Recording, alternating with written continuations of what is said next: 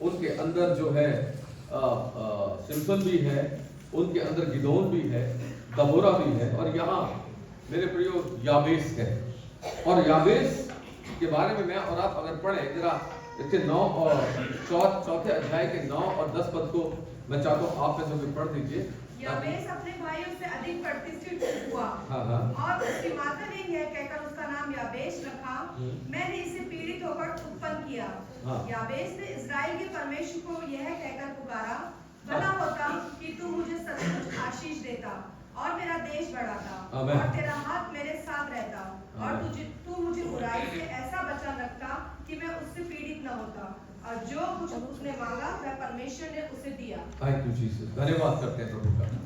मेरे प्रिय याबेस, और याबेस के बारे में मेरे और आपके पास बाइबल में बहुत कम जानकारी है, और केवल हमारे पास इतनी जानकारी है कि वो यहूदा के वंश का था और अपने सब भाइयों में सबसे अधिक प्रतिष्ठित था।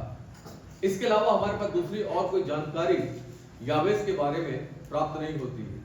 लेकिन तो भी परमेश्वर ने याबेस के कैरेक्टर को अपने वचन में इसलिए रखा कि मैं और आप उससे कुछ सीखें, मैं और आप अपने आत्मिक जीवन में उससे सीख कर आगे बढ़ें, और मेरे प्रियो अपने ईमान की मैं और आप रखवाली कर सकें, और मैं और आप कभी भी अपने आप को इस दुनिया के अंदर कम ना आंकें, क्योंकि परमेश्वर की दृष्टि में मैं और आप बहुमूल्य हैं, परमेश्वर की दृष्टि में मैं और आप प्रतिष्ठित हैं।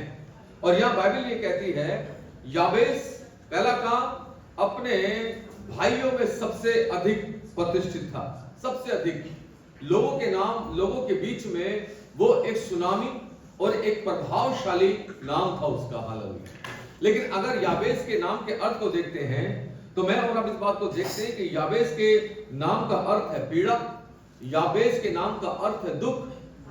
और मेरे प्रियो लेकिन अपने नाम के अर्थ के अकॉर्डिंग याबेस का जीवन नहीं, सुनिए, याबेस का जीवन दुख और पीड़ा से हटकर है। दुनिया के अंदर नामों का बड़ा महत्व है ना, लेकिन मैं आपको बताना चाहता हूं, जब हम प्रभु यीशु मसीह के ऊपर ईमान लेकर आते हैं, जब मैं और आप प्रभु यीशु मसीह के ऊपर भरोसा करते हैं, तो मेरे प्रिय चाहे हमारे नाम का अर्थ कितना भी नेगेटिव क्यों ना हो, वो यीशु मसीह के नाम के साथ जुड़ करके वो प्रतिष्ठित हो जाता है, वो आशीषित हो जाता है। आमीन। याबेस जिसके नाम का अर्थ है पीड़ा, और मेरे प्रियो जब मैं और आप उसकी प्रार्थना को देखते हैं तो बाइबल कहती है याबेस ने इस्राएल के परमेश्वर से याबेस ने इस्राएल के परमेश्वर को यह कहकर पुकारा, भला होता तू मुझे सचमुच आशीष देता। अगर आप याबेस की प्रार्थना को देखेंगे तो 4 महत्वपूर्ण भाग इसके अंदर पाए जाते हैं। पहला भाग है वो मुझे आशीष देता, दूसरा वो मेरा देश बढ़ाता, तीसरा वो मुझे उसका हाथ मेरे साथ रहता, और चौथा वो मुझे बुराई से बचाए रखता। याबेस की प्रार्थना, क्योंकि यहूदा के गोत्र में था याबेस, और इसलिए जब मैं और आप इसके इन पिन पॉइंट्स को देखते हैं तो मैं और आप इस बात को समझ जाते हैं कि याबेस एक ऐसा व्यक्ति जिसको परमेश्वर ने छुटकारे के लिए ठहराया, इस्राएल के छुटकारे के लिए, लेकिन परमेश्वर ने उसको इतनी बुद्धि और समझ दी कि वो इस्राएल के परमेश्वर को जान सका, और वो इस बात को जान गया कि अगर वो आशीष प्राप्त कर सकता है तो वो केवल और केवल इस्राएल के परमेश्वर यहोवा से, दूसरा कोई स्रोत नहीं है। क्योंकि उसने मेरे प्रिय सुना है अपने मूल पिता अब्राहम के विषय पर, और चूंकि अब्राहम ने परमेश्वर से जबरदस्त तरीके से प्रेम किया, अपना प्रेम परमेश्वर को दिखाया।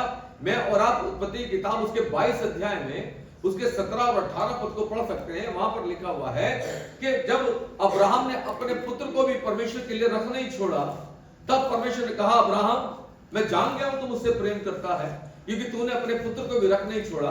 इस कारण सुन, इस कारण क्योंकि तूने अपने सबसे प्रिय पुत्र को भी मेरे लिए दे दिया, मैं क्या करूंगा, तेरे साथ एक आशीष की वाचा बांधूंगा। जब पढ़ दीजिए 22वां पद पढ़ दीजिए से, जिसको मिल जाए, उत्पत्ति किताब उसका 22 अध्याय 18वां पद से पढ़ दीजिए। 22 की सारी जातियां क्या तेरे वंश के परमेश्वर एक वाचा बांधते हैं, और वो वाचा लिखा है इस कारण इस कारण मैं तुझे क्या दूंगा, आशीष दूंगा। और आगे लिखा है, और निश्चय तेरे वंश के को आकाश के तारागण और समुद्र के तीर की बालू और किनको के समान अनगिनत करूंगा, और तेरा वंश अपने शत्रुओं के नगरों का अधिकारी होगा। हालेलुया। यावेस जान गया, यावेस इस बात को जानता था, मेरे मूल पुरुष अब्राहम को परमेश्वर ने बढ़ाया। और कब बढ़ाया? जब उसने अपने निष्पुत्र को भी रख नहीं छोड़ा। और फिर परमेश्वर ने एक वाचा को बांधा, मैं इस कारण, क्योंकि तूने अपने पुत्र को भी रख नहीं छोड़ा, मैं तुझे ब्लेस करूं। और इसलिए यावेस जो है परमेश्वर से प्रार्थना करता है, यावेस परमेश्वर से आशीष की बात करता है और कहता है, भला होता परमेश्वर कि तूने मुझे क्या करा होता, आशीष दी होती, है ना। और इसलिए यावेस की ये प्रार्थना मुझे और आपको ये इस ओर लेके चलती है कि मैं और आप आशीषों को पाने के लिए अपने परमेश्वर के ऊपर लगातार डिपेंड रहें। हम अपनी बुद्धि से आशीषों को प्राप्त करने के लिए कोशिश ना करें। और मेरे प्रियो, इसीलिए खुदावंद का कलाम मुझे और आपको बार बार सिखाता है, आशीष का स्रोत हमारा परमेश्वर है। हालेलुया। और दूसरा जो पॉइंट है वो कहता है, वो मेरा देश बढ़ाता अपने विस्तार के लिए, सुनेगा, अपने डेवलपमेंट के लिए यावेस प्रार्थना करता है, क्योंकि परमेश्वर ही जो है वो बढ़ाने वाले हैं। याद रखिए, भजन 75 में लिखा हुआ है, बढ़ती ना तो पूरब से, ना पश्चिम से और ना जंगल की ओर से आती है, लेकिन परमेश्वर न्यायी है, वो एक को घटाते हैं और दूसरे को क्या करते हैं, वो बढ़ाते हैं। हालेलुया। और इसलिए मेरे प्रिय, जब पतरस अपनी पत्री को लिखते हैं तो पतरस लिखते हैं अपनी पत्री के अंदर, तुम परमेश्वर के हाथ के बलवंत हाथ के नीचे बड़ी दीनता के साथ रहो, ताकि उचित समय पर वो क्या करे, तुम्हें विस्तार दे, तुम्हें बढ़ाए। यावेस कहता है, यावेस प्रार्थना करता है, अरे भला होता ओ परमेश्वर मुझे आशीष देता और मेरी टेरिटरी को और मेरे देश को क्या करता, वो बढ़ा देता। आज प्रत्येक व्यक्ति अपने आप को विस्तारित करने में लगा हुआ है, सुनिएगा, हर एक व्यक्ति। चर्च इन दिनों पर इस मॉडर्न समय में जो दिखाई देता है वो ऐसा दिखाई देता है, वो मार्केटिंग करने लगा है। ठीक है, चर्च मार्केटिंग तक आ गया है। और जबकि मैं और आप अगर परमेश्वर के वचन को देखें, मैं और आप प्रभु यीशु मसीह की तरफ देखें, उसकी मिनिस्ट्री को देखें, यीशु ने कभी अपनी मार्केटिंग नहीं की, नेवर। पूरे गॉस्पेल में आप उठा के देख लीजिए। लेकिन लोग उसको पहचानते थे और लोग क्या करते थे, वहां पर इकट्ठे हो जाते थे, है ना। मत्ती के सुसमाचार में पढ़ेंगे तो आपको पता लगेगा, वो जब गया तो लोगों ने उसे पहचान लिया, और ना केवल पहचाना बल्कि बीमारों को, लंगड़ों को, जितने भी थे उसको लाकर उसके चरणों पर रख दिया। और बाइबल कहते हैं यीशु उन्होंने चंगा किया। बल्कि यीशु मसीह ने ये कहा, जिसी को चंगा किया किसी को बताना नहीं, किसी को कहना नहीं। लेकिन आज क्या है, एक अलग पैटर्न मैं और आप देख रहे हैं। हालेलुया। मैं खुदा का धन्यवाद करता हूं, विस्तार की प्रार्थना, है ना। और मेरे प्रियो, हमारी विरासत या हमारे लिए विस्तार की जरूरत कहां है? सबसे पहले परमेश्वर के वचन में। हमारी विरासत क्या है? हमारी विरासत है परमेश्वर के वायदे जो उसके वचन में है। हमारी विरासत है परमेश्वर के वचन में छुपे हुए वो भेद जिनको एक आम व्यक्ति नहीं समझता है, लेकिन परमेश्वर का पवित्र आत्मा मेरे और आपके ऊपर क्या करता है, उन भेदों को प्रकट करता है। सच में परमेश्वर, यावेस कहता है, मेरे देश को बढ़ाता, मुझे विस्तार देता। और आज परमेश्वर का आत्मा चाहता है कि उसके लोग उसके वचन के द्वारा विस्तारित हो, उसके वचन में क्या हो, वो बढ़े, उसके वचन के अंदर वो आशीषों को प्राप्त करें, उसके वचन के अंदर वो आत्मिक विस्तार को प्राप्त करें। और अगर आत्मिक रूप से विस्तार प्राप्त करेंगे तो दुनियावी तरीके से वो वैसे ही जो है विकसित और विस्तारित होते चले जाएंगे। सुनिएगा, यूहन्ना की पत्री में जब आप जाएंगे तो वो कहता है, पहले जैसे तो आत्मिक उन्नति कर रहा है, मैं चाहता हूं सब बातों में उन्नति करे। यावेस कहता है, वो मेरे देश को बढ़ाता, अर्थात वो मुझे विस्तारित करता। और तीसरी बात वो कहता है, तेरा हाथ मेरे साथ रहता, तेरा हाथ मेरे साथ रहता। बहुत विचार करने पर परमेश्वर के हाथ की जब बात करते हैं तो हमें एक बात समझ में आती है, इस हाथ का अर्थ क्या है। इस हाथ का अर्थ है परमेश्वर की सामर्थ, मेरे प्रिय। और परमेश्वर की सामर्थ के लिए दूसरा एक शब्द इस्तेमाल होता है परमेश्वर की शक्ति, जिसको भविष्य वक्ताओं ने यूज किया है। अगर आप यही की किताब में जाएंगे, उसके 37 अध्याय के पहले पद को जब आप पढ़ेंगे तो आपको पता लगेगा ये क्या था, प्रभु की शक्ति मुझ पर हुई। देखिए निकालिए जरा, है ना, आगे चलेंगे। ये 37 जल्दी से निकालेंगे। यहोवा की शक्ति मुझ पर हुई। ओ यहोवा की शक्ति क्या हुई? इसका मतलब यहोवा का हाथ मेरे ऊपर आया और फिर क्या हो गया? और वह मुझ में अपना आत्मा, और तब परमेश्वर अपना आत्मा मुझ में समा करके क्या करा उसने? बाहर ले गया। वो क्या ले गया? बाहर ले गया। जब परमेश्वर की सामर्थ आती है तब खुदा क्या करता है? वो बाहर निकालता है। हालेलुया। आपको स्मरण है प्रेरितों के काम 1:8 में लिखा हुआ है क्या? जब पवित्र आत्मा तुम पर आएगा तब तुम क्या पाओगे? तुम सामर्थ पाओगे और फिर सारे यहूदिया, यरूशलेम, सामरिया और पृथ्वी की छोर तक क्या हो जाओगे? तुम मेरे गवाह हो जाएगा। यावेस प्रार्थना करता है, काश प्रभु तेरा हाथ क्या होता? मेरे साथ रहता, है ना। काश तेरा हाथ मेरे ऊपर रहता, काश तेरी सामर्थ को मैं प्राप्त कर पाता, काश तेरी सामर्थ जो है वो मेरे जीवन को परिवर्तित करती, काश मैं अपनी निर्बलताओं के ऊपर जयवंत हो पाता, काश प्रभु मैं पौलुस के समान कह पाऊं, और जो मुझे सामर्थ देता है मैं उसमें सब कुछ कर सकता हूं। हालेलुया। और मैंने कहा कि परमेश्वर का हाथ परमेश्वर की शक्ति और परमेश्वर की सामर्थ को प्रकट करता है। अगर आप प्रेरितों के काम 11 अध्याय में जाएंगे तो वहां उसके 21वें पद में आपको पता लगेगा, वहां लिखा हुआ है कि प्रेरितों के साथ परमेश्वर का हाथ था, क्योंकि परमेश्वर उनके द्वारा अद्भुत तरीके से काम कर रहा था, है ना। समय भाग रहा है, लेकिन मेरी कोशिश है 2-3 मिनट में अपनी बात को कहकर मैं समाप्त कर पाऊं। और जब प्रभु के लोगों के ऊपर, प्रभु के उन चुने हुए चेलों के ऊपर पवित्र आत्मा आया, मेरे प्रिय, पवित्र आत्मा का अर्थ है परमेश्वर की सामर्थ का साथ में होना, और वो अद्भुत काम बाहर जाकर के करने लगे क्योंकि प्रभु का हाथ उनके ऊपर था।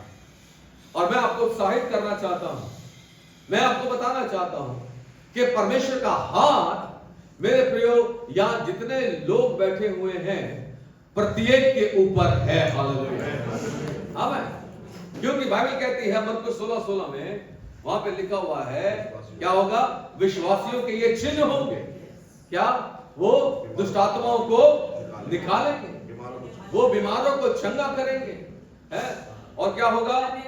वो अन्य भाषा बोलेंगे, वो नाशक वस्तु पी जाए तो भी कुछ हानि नहीं होगी, वो सांपों और बिच्छू क्या करेंगे? वो रौंदेंगे। हालेलुया।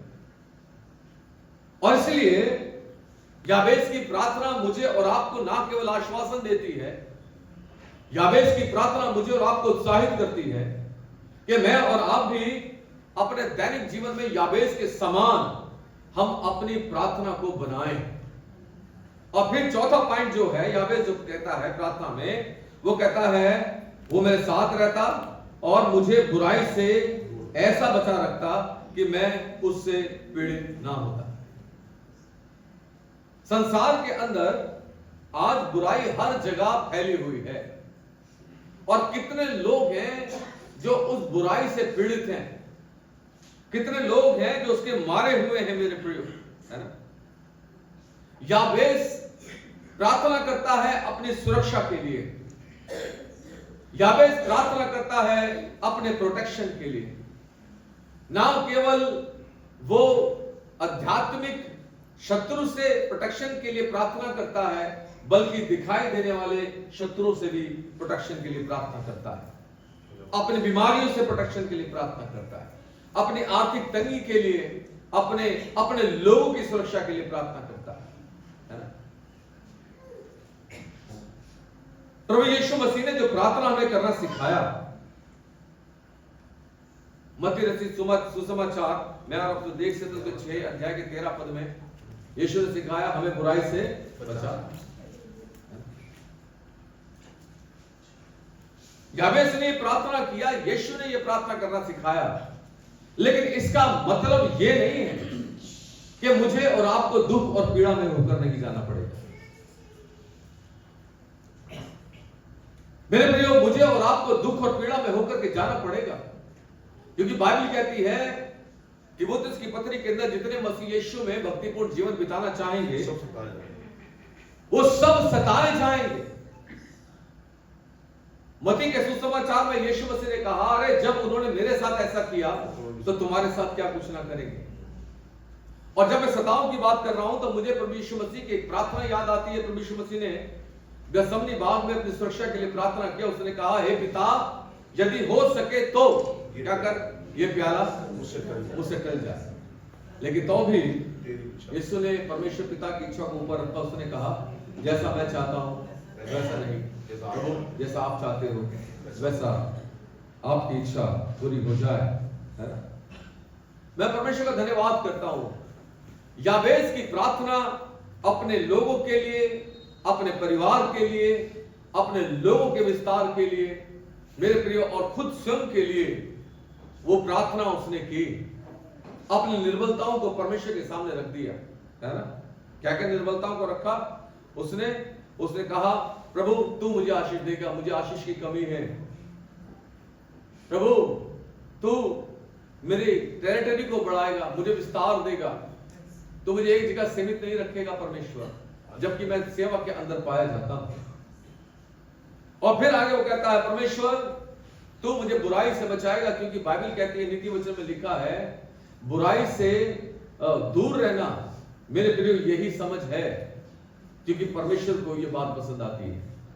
और फिर चौथी बात वो कहता है कि तू मुझे बुराई से बचाए रखता, तेरा हाथ मेरे साथ रहता, तेरी सामर्थ को मैं प्राप्त कर पाता, तेरी शक्ति मुझे प्राप्त होती और मैं आत्मा के नए अनुभव और बल से भर जाता। आमीन।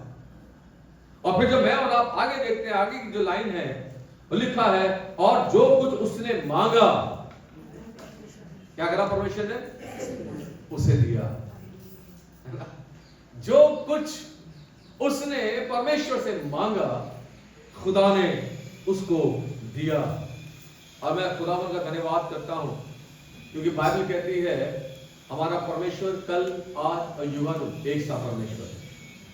अगर वो याबेस को प्रदान कर सकता है तो वो आज मुझे और आपको भी प्रदान कर सकता है। हालेलुया। मेरे प्रियो, लेकिन याबेस की प्रार्थना में जो एक बड़ी बात है, केवल एक ही बात, दो बातें ऐसी हैं जो उसने अपने लिए मांगी और दो बातें ऐसी हैं जो उसने अपने लोगों के लिए मांगी, है ना। आशीष, परमेश्वर का हाथ, बुराई से बचाव, और फिर उससे पीड़ा, कहना चाहिए देश का बढ़ना, उसका हाथ, और बुराई से दूर रहना, है ना। मैं खुदावंद का धन्यवाद करता हूं याबेस के जीवन के लिए। परमेश्वर ने याबेस को अपने वचन में स्थान दिया। एक बड़े अच्छे कमेंटेटर हैं जिनका नाम है मैथ्यू हेनरी, और मैथ्यू हेनरी जो है एक बड़े जबरदस्त बाइबल स्कॉलर हैं।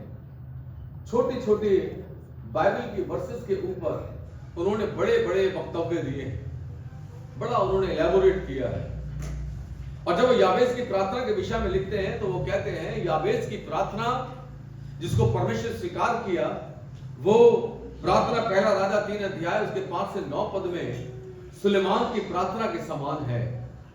क्योंकि सुलेमान ने क्या मांगा आप सब जानते हैं, सुलेमान ने बुद्धि मांगी, कुछ और नहीं मांगा।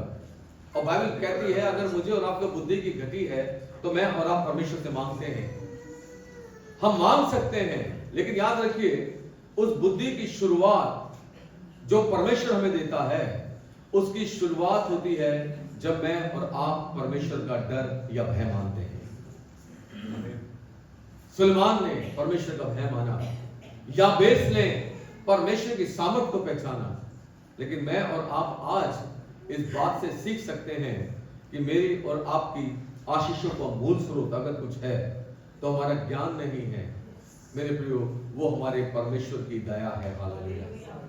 क्योंकि बाइबल कहती है कि वो हमारी प्रार्थनाओं को सुनता है, हमारी प्रार्थनाओं का उत्तर हमें देता है।